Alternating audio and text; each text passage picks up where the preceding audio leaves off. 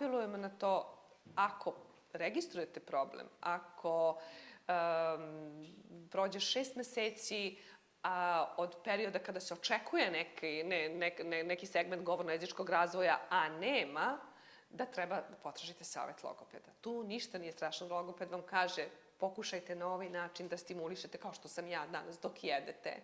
Ili imenujte samo određene predmete, pravite latenciju ili pravite zadršku, nemojte da bombardujete dete jednom za drugom reču i rečenicu. Ostavite vremena da se ono vama oglasi, da odgovori, da kaže. Kažete, recimo, govorite jednostavnije. To su saveti koje će vam logopedi dati, eventualno konkretnije savete za svako dete.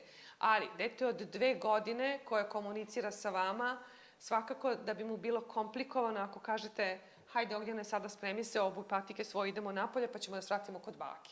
To je mnogo komplikovano. Nije komplikovano da on to shvati, on će sve to shvatiti, ali ako bi se priključio, on ne zna zašto da se uhvati, šta da oponaša, deca još uvek oponašajući uče u tom periodu, šta da oponaša od te kompleksne i komplikovane rečenice.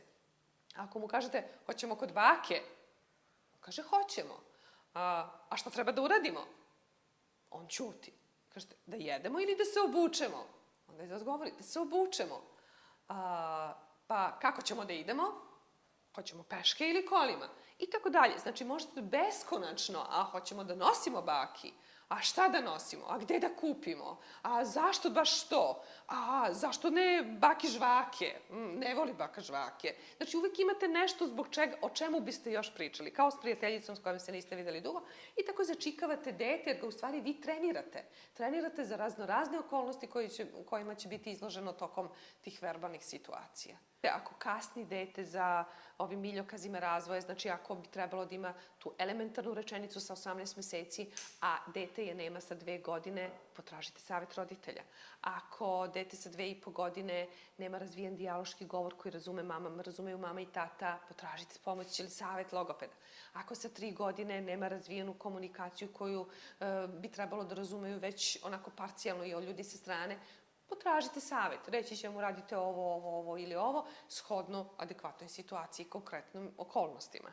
Tako da nemojte bežati od toga, uvek je dobrodošao, jer je deci sve teže da kasnije imaju redovne zahteve u smislu učenja raznih stvari i još ako treba da savladaju nešto što su propustili, onda je to mnogo za njih. Bolje im pomozite dok je još vreme tako da mogu lako da sustignu to. Nemojte dozvoliti, ja apelujem na to da ne mislite da nije strašno ako ne govore do 3 godine, progovorit će. Mnogo toga je ispustilo dete. Šta se dešava ako dete ne govori do 3 godine? Njegove misli i ideje idu jednim određenim tokom, a ono to ne može da procesuira kroz usta. I dete dobija jednu frustraciju ili anksioznost, ljutnje.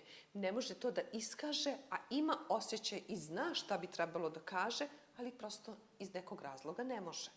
I počinje da ispoljava jednu agresivnost ili s druge strane da povlačenje u sebe. I onda vi kažete, eto, kad ne pričaš, ti sad si ljut i zaista jeste.